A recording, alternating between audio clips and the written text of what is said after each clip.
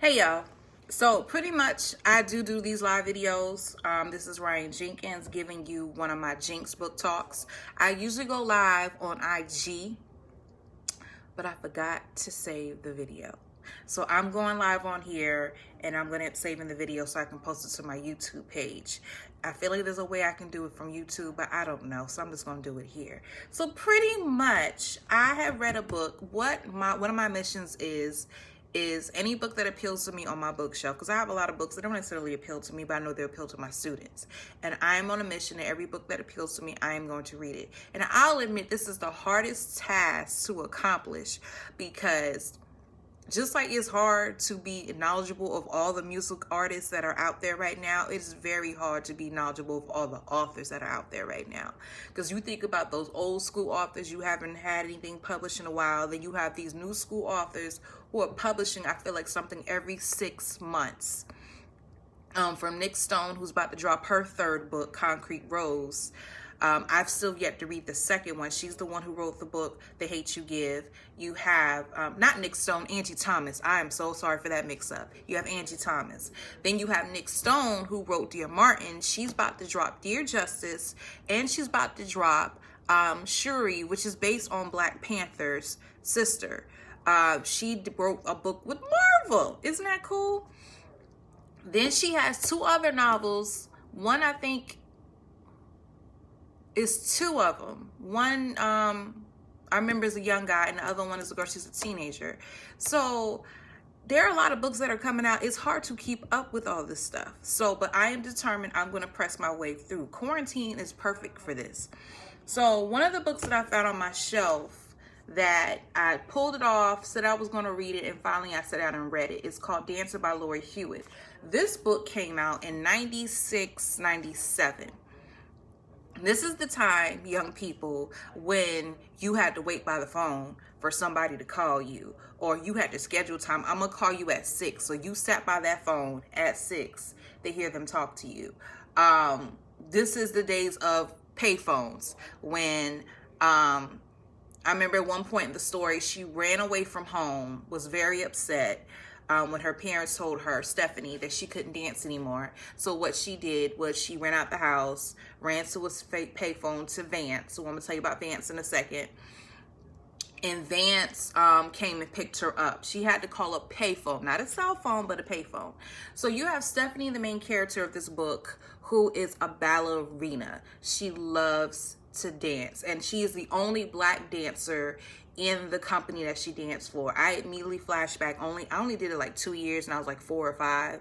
My mom's on here, she can tell you. It was Freed Dance School. I think it still exists in Sumter. So I didn't like being on the stage and performing in front of people, so I quit after I think I was 5. So you have this young lady who's been dancing since I don't know how long.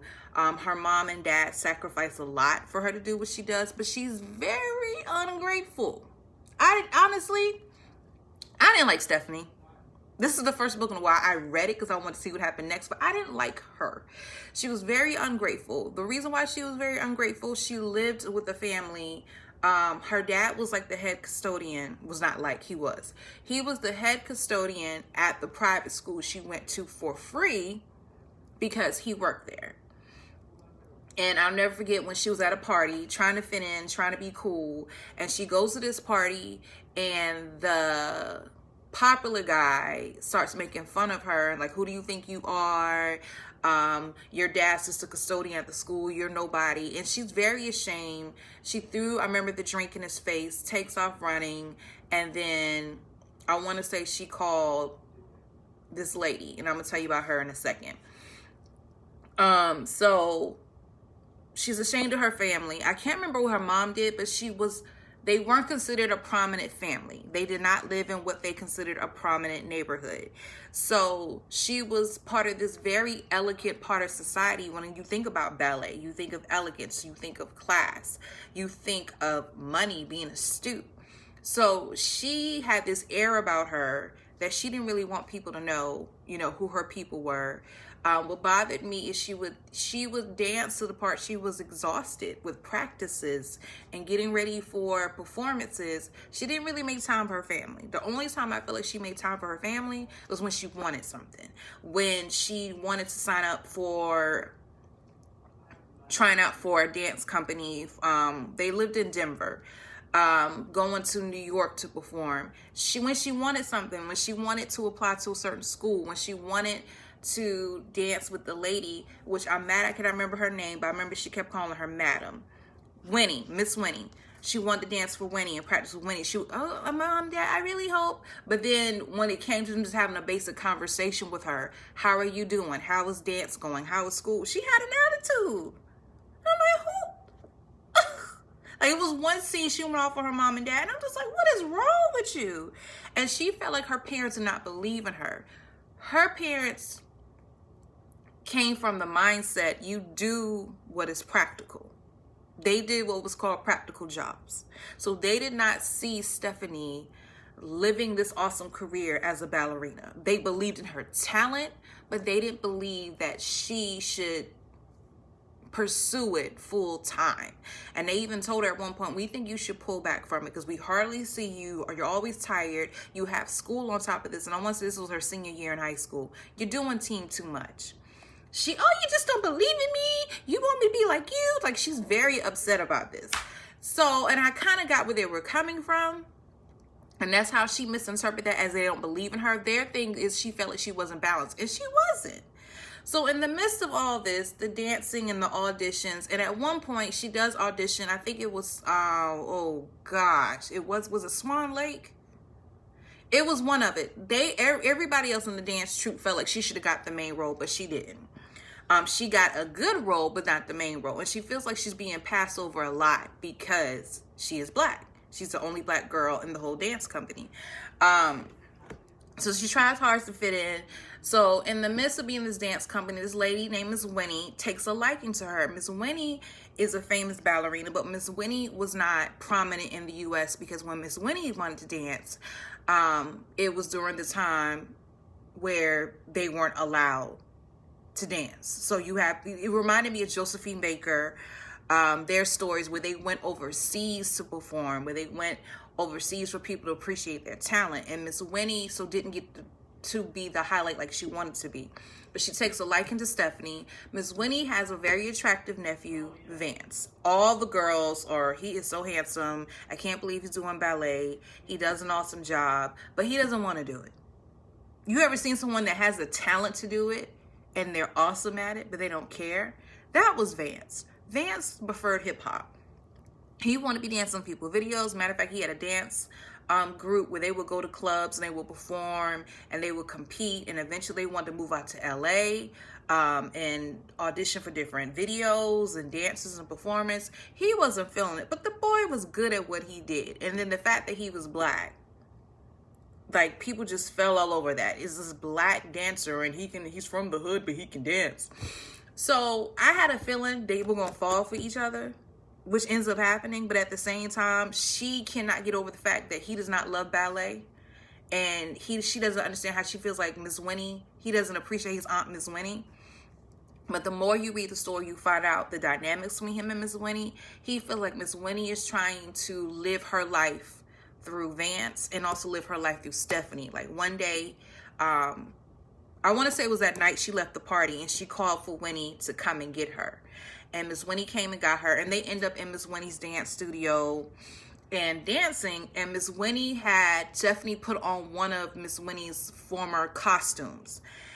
And Vance admitted to her later, I felt like she was trying to see herself through you. Like, she was trying to, like, she wants to be you.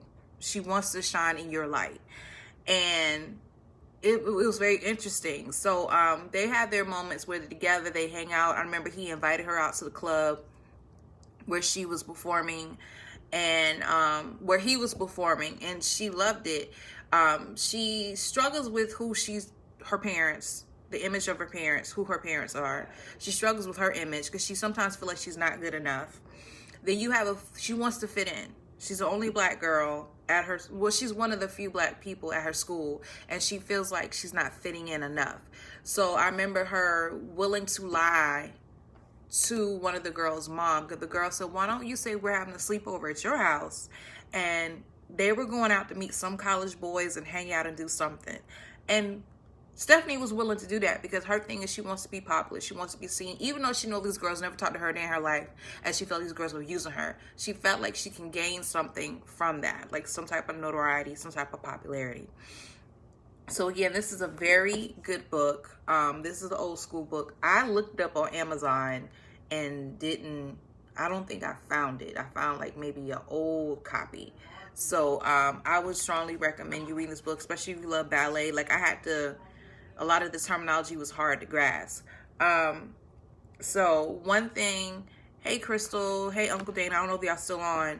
My mom was on here. Tabitha, hey.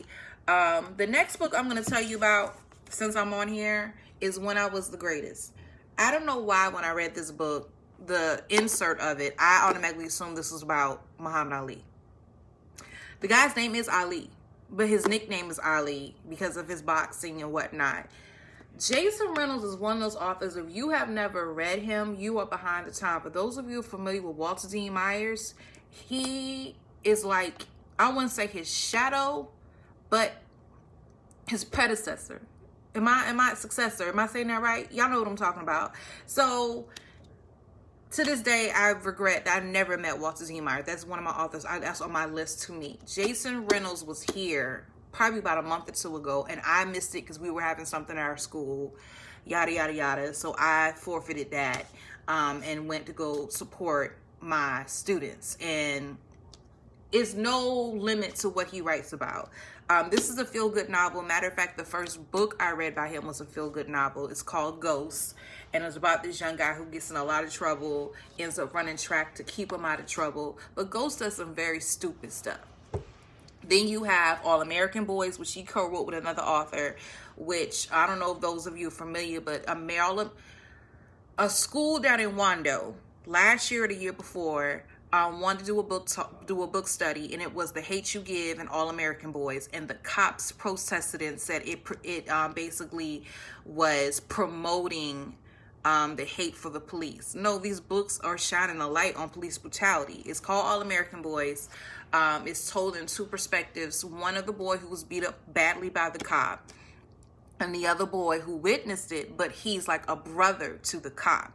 So he's debating whether he should speak up and he should say something. I can keep going on and on and on. My favorite one by him is All the Way Down. It's about this young boy who witnesses his brother being murdered, and he ends up on the elevator, and because he's on his way down to kill the guy who he thinks killed his brother. But he ends up, he ends up, these ghosts from his past end up coming on the elevator. It's the coolest thing ever. So this one guy, it's like people who were murdered by other people. And some of these people were murdered by people who, because they murdered somebody, they were murdered.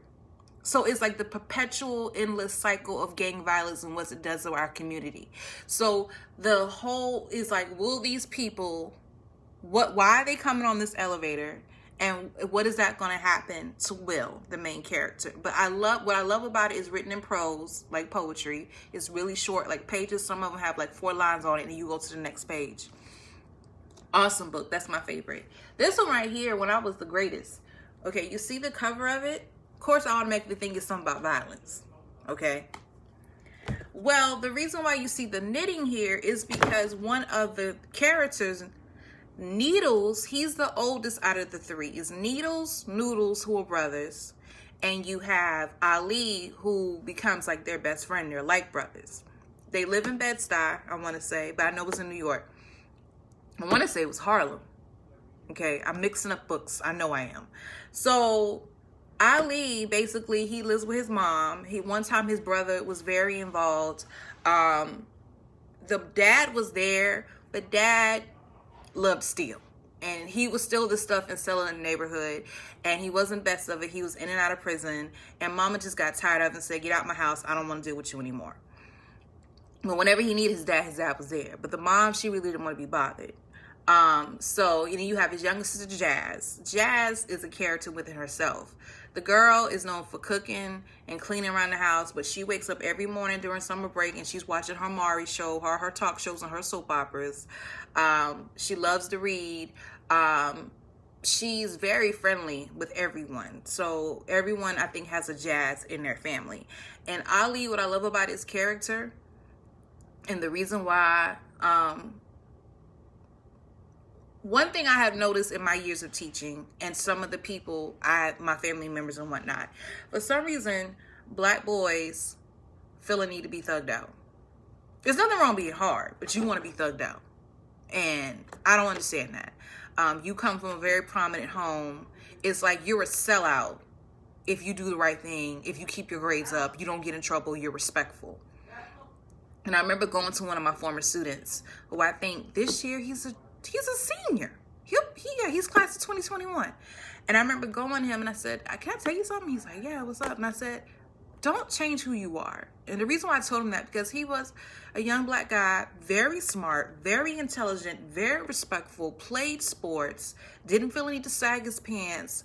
He was who he was, and he was comfortable with that. And that's what I loved about that young man. That's Ali. Ali knows his mama ain't playing no games with him.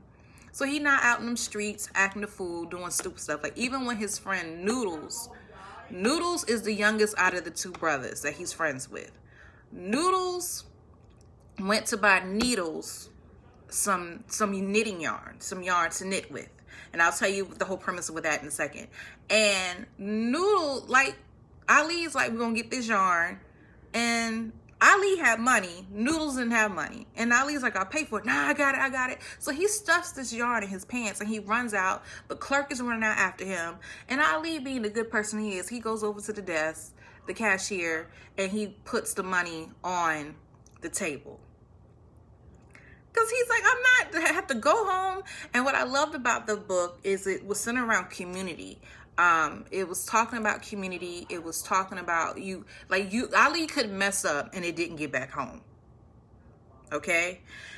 People, they called each other. They checked on each other when he would leave out and he didn't want to leave Jazz at home late at night. Because his mom worked 2 jobs. Like, as soon as she got home, she was home maybe for an hour and she went out to the second job. And she didn't get home until maybe 11, 12 o'clock at night. She would make sure the neighbor knew. He would make sure the neighbor knew if he had to step out with Needles and Noodles, and they would watch. The neighbor would watch Jazz. Well, the reason why Needles had the nickname that he had was because they kept saying the syndrome. I believe he had Tourette's. So with the Tourette's, he would have these outbursts where he would cry, he would scream, he would curse a lot. Sometimes he would go into punching and whatnot. So to help him with his nervous tics and to help him cope, Ali's mom taught him how to do needlework, to do knitting. And it completely changed his world. So that's why they called him Needles. I cannot remember why they called Noodles Noodles. I want to say the fact that he loved noodles. He always ate them, would slurp them up and whatnot. I don't know why I don't remember that part. But when you think about when I was the greatest, Ali did box. As a matter of fact, he had a guy. He was a war vet. He lost his legs in combat. But he would do boxing sessions with Ali. And Ali could fight. Ali could box. But he was always afraid to go in the ring with someone. Especially this one particular dude he's trained with that was super huge. But when I thought about when I was the greatest, I automatically thought I had to do with some type of violence, maybe someone killed someone. Not even close. And I will admit there's some violence involved. But one of the things that I realized in the course of the novel, what it comes down to, is there's this big party that's thrown in the neighborhood. He only invites people who are 21 and up, or 18 and up. They're like 15, 16 years old. So the girl who works the door is a sister. She's a peer of theirs. And Noodles has a huge crush on her. So he decides, I'm going to they convince her to let them into the party. And of course they know they have to dress up, look real fly. And of course they know Ali knows his dad steals stuff. So he's like, Dad, can you hook us up? So Dad, had from Jordans to Polo to Tom. Anything you could think of was in his trunk. And he made sure all of them got whatever they wanted and needed to wear. And this party, some stuff goes down. And this is when I feel like, to me, this is when he realized he was the greatest. So you have to read and find out what happened at this party.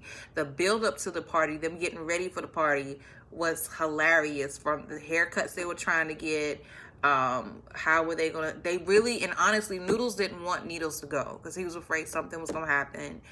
And he was like, we can't just leave Needles out. And Needles even like, I think I can go, I can handle it. So that's a very good book. The last book, because I've been on here for a minute, but y'all,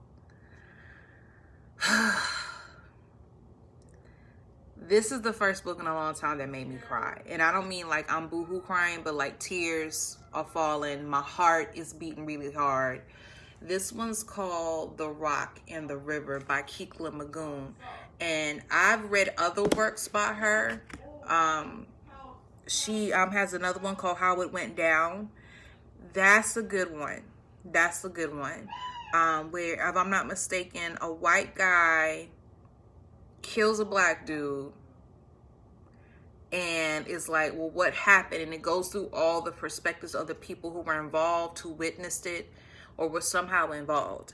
That was a very good one. I will admit it was hard to read because the whole Black Lives Matters, but it was also because of the different perspectives and you were going back and forth. It was another book I read by her that I have saved on my phone, but I'm not able to pull it up. I don't think I can, like Instagram. Read it. Read it. So you have the main character, Sam Childs, who is the son of Roland Childs, this is historical fiction. Roland Childs is a good friend of Martin Luther King Jr. So he is like a prominent civil rights leader in Chicago in 1960. Was this 1960? Yeah, 1968. What bothered me the most about this book was the fact that we are still dealing with the same hatred among certain people. And it's like, what has changed? And I think that's the thing that got me about The Rock and the River. I've had this book for years. This book actually came out, I want to say 2015. And I might be wrong. I'm trying to look for the copyright date. 2009. This book came out 2009. And you have the main character, Sam, who's caught in between the father, who is a civil rights leader, and then this is around the same time of the emergence of the Black Panther Party. So you have the oldest son, Stick, who's also known as Steven. That's his first name. He takes a liking to the Black Panther Party because the kids, a lot of the younger people and some other people getting frustrated, like, okay, y'all talking about nonviolence, but they still hitting us, they still killing us, they still are treating us the way they shouldn't be treated. So Stick eventually leaves home. He's the older brother. Now, mind you, these dudes are close. They're very close. So that hurts Sam. And he's caught in between because he really wants to side with his dad, but he feel like there's no progress happening. So you have Stick, the older brother, who is working with the Black Panthers. You have Dad, Roland, who he is like good friends. Like Martin Luther King came and ate in their house. And then you have Sam, who doesn't know what to believe. He doesn't know who to side with. And it comes down to a trial at one point. There's a lot of stuff that happens. I'm not trying to give the book away. But there was a trial. There was a scene, which I'm like, this still happens. So you have Bucky. Bucky is happy-go-lucky, friendly. Bucky, they realize, is homeless because they got put out of their apartment. I think Dad either got arrested or Dad went away, and they struggle.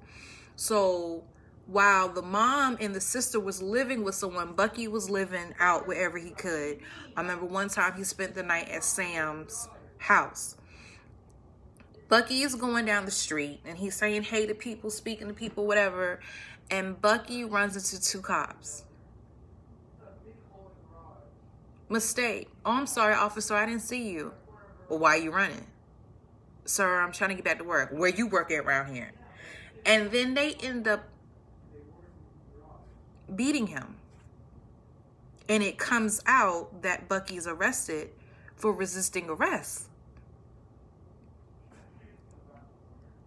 So now it comes down to Sam was there, and he was there with his girl, Maxie. Should we testify? Maxie is not a question. Sam wants to testify, but Dad is like, no. Is that the big issue of the book? No, I think the big conflict of the book was the fact that Sam didn't know which way to lean, because he goes to one of the Black Panther meeting, and what is portrayed is Martin Luther King movement was nonviolent. Black Panthers were violent. And then Sam eventually realizes that's far from the truth. What it is, the Black Panther emerged because they were tired of being run over. They were tired of you telling me what I can do when I can do it. Matter of fact, in the book, they were building in the process of, they will provide breakfast to the kids from the poor neighborhoods in the morning. They paid for Bucky's defense in the trial. And then they were in the process of building a clinic, because that was during the time where you didn't get service. You might get service in the hospital, and if you did, you had to wait because you were Black. So they were like, let's create our own opportunities. Let's stop trying to fight for opportunities. Let's just create our own. So that's what I love about The Rock and the River, because it took me a while to figure out what he meant by The Rock and the River. And towards the end of the book, you figure out what Stick, the character, was trying to emphasize about. You can't be the rock and the river, which I think is a good book. But y'all, when I say this was a heart-wrenching book, and again, this is stuff we're still dealing with now, and it's like, what can we do to change this? Because this is ridiculous. So again, the two books I told you about is Dancer by Lorri Hewett, When I Was the Greatest by Jason Reynolds, and The Rock and the River by Kekla Magoon. All these authors are stellar authors. I love them. Pick them up. Read them with your kids. Read them by yourselves. I'm an adult. I don't just read young adult books because I teach students. They're good.